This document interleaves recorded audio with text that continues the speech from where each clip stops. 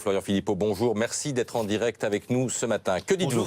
Eh bien, je suis très heureux. Voilà, je crois comme beaucoup de Français, très heureux de voir que le peuple a repris ses droits. C'est une belle, très belle leçon de démocratie que les Britanniques viennent de nous donner avec ce référendum.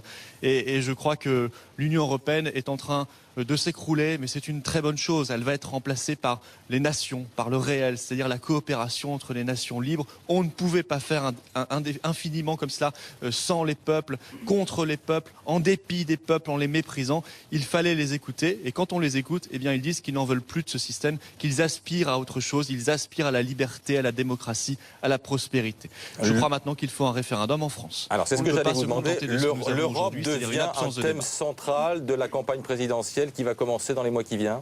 L'Europe va être un thème majeur de l'élection présidentielle, bien évidemment. Je crois que l'Europe va d'ailleurs être un thème majeur dans la plupart des pays de l'Union européenne.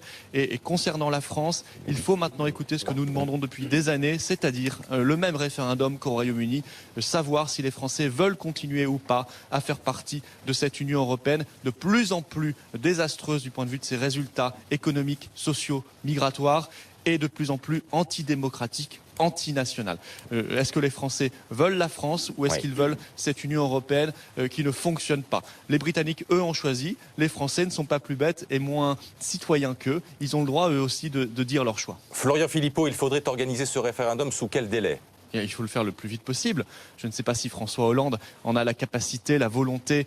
S'il avait une once de démocratie, il écouterait cette revendication qui monte dans le peuple un peu partout.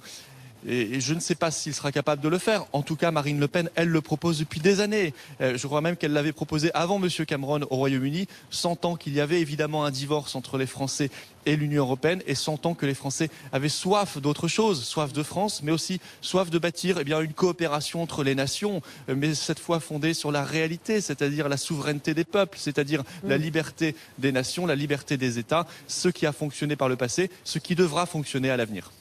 Merci Florian Philippot d'avoir été en direct avec nous.